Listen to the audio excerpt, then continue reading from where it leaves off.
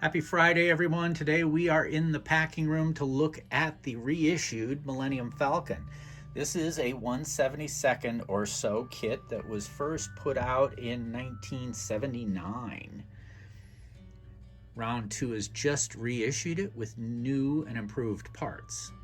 But first, we're going to take a look at an old, original, vintage Millennium Falcon. This is the one from 1979 that has the lights. As you can see, the copyright says 1979, 20th Century Fox Film Corporation. The cover is still very nice shape. There's a little chipping on the edges. The box art, the colors are still pretty vivid. They have not been faded. This is how I remembered it looking in the store. So let's take a look inside the box. The original instruction sheet. This is replicated pretty well in the reissued kit. And when we get to this part, it gets a little different because there are no lights in the new reissued kit. This is the extent of the painting instructions in 1979. Here are some color suggestions you may wish to use when painting your model. Red, rust, dark gray, more red. And over here, they include a reflector for you to cut out. And this is actually just a backing for the lighting to reflect the light through the clear parts. And interesting enough, there's a fun dimensions listing on the back as the manufacturer. The original kit, we're pretty familiar with it. If you built this in any time during the 70s or the 80s, this is pretty much what you got.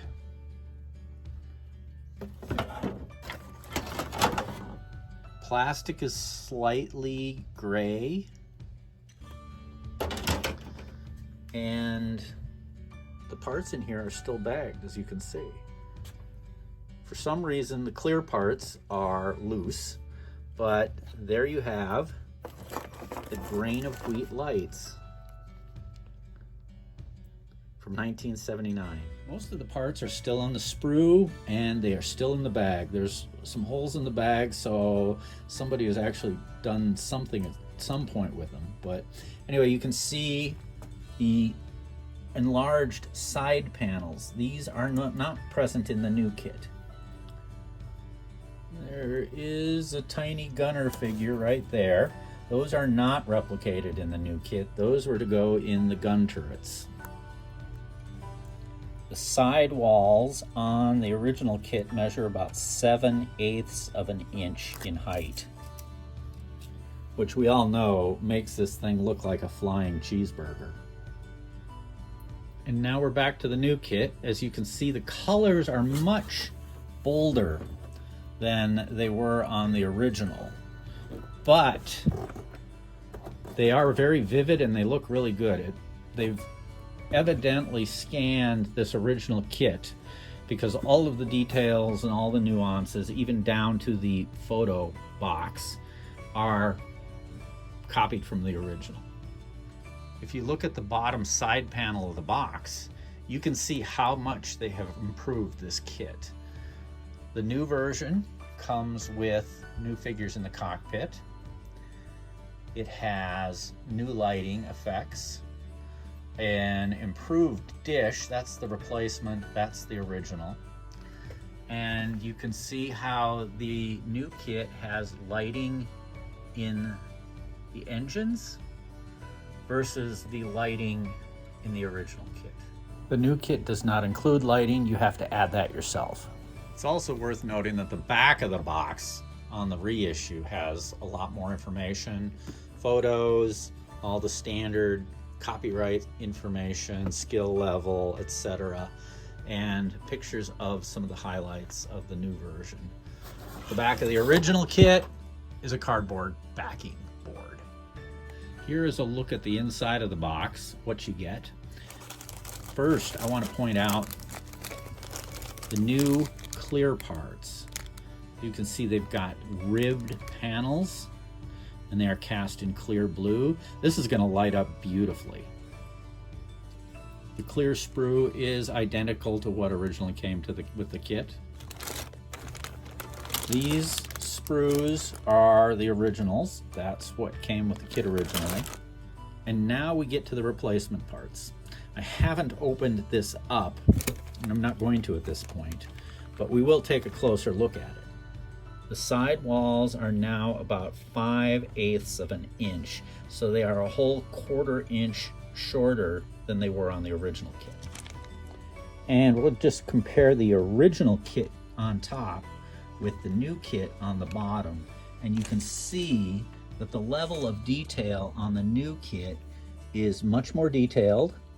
That's the original. You can see those 3 little pieces there.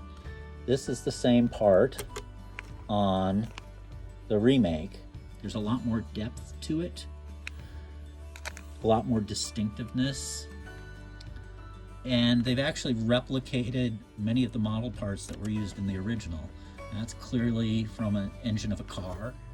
One last thing I want to do is compare the new radar dish to the original. The original's larger, it has some softer detail, while the new one is slightly smaller and more crisply detailed and accurate. Finally, let's take a look at the decal sheet. This is pretty impressive. You have all sorts of panel markings and fine lines in all these little greebly squares that you can use to decorate the kit. There's even a nice decal to go inside the cockpit. And also included in this kit, they're calling it a decoration guide. It's basically for placement of all the decals, as well as how to paint Han Solo and Chewbacca. Interestingly enough, it says detailed step-by-step instructions can be found online. There's a couple other videos online that compare this to the Bandai kit, as well as show you how nicely it paints up and how it looks when it's done right. I encourage you to take a look at those, and I'll put links to them. In the meantime, build some more models. We'll catch you soon.